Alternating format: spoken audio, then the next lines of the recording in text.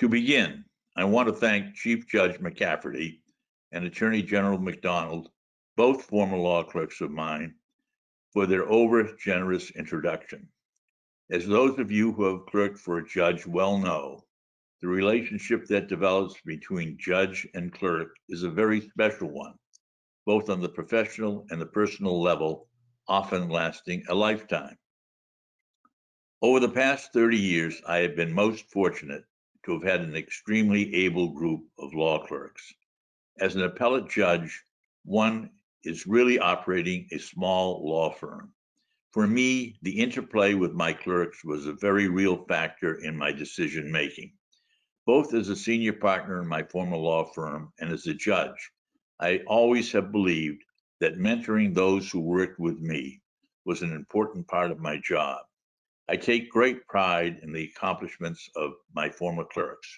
As judges, deans and vice deans of law schools, law professors, some now partners in major law firms across the country, as public servants in the Justice Department, as Attorney General of New Hampshire, as the Assistant Attorney General of Massachusetts, in political life as a member of the Massachusetts House, and other public service undertakings, and as successful business people.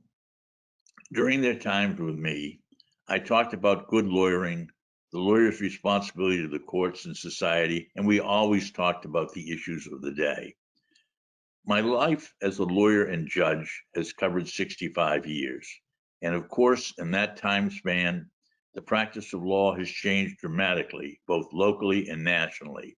When I started in New Hampshire in 1956, we had a bar of around 400, almost entirely composed of men, when a large firm had 8 or 10 lawyers, to what we now have even here, from the single practitioner to firms with many partners and associates, with women and minorities a part of the mix. When I first sat on the Court of Appeals, it was a rarity to hear a woman advocate.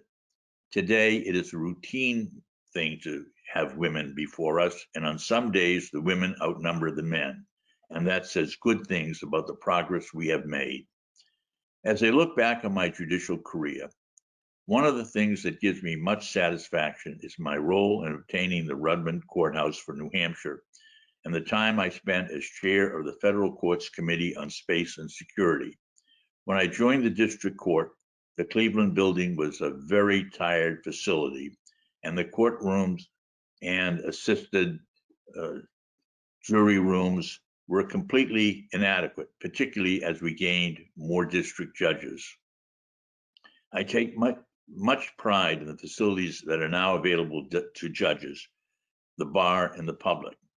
When our society takes pride in its public buildings, the people are more likely to understand the importance of what goes on inside. Over the 30 years that I have been a judge, I have had the good fortune to have worked at both the district court and court of appeals level with excellent judges in a most collegial atmosphere. As I look back on my own appellate judge career, 2 cases stand out: Lotus versus Borland, an early software case, and more recently, United States versus Rory, the cell phone case.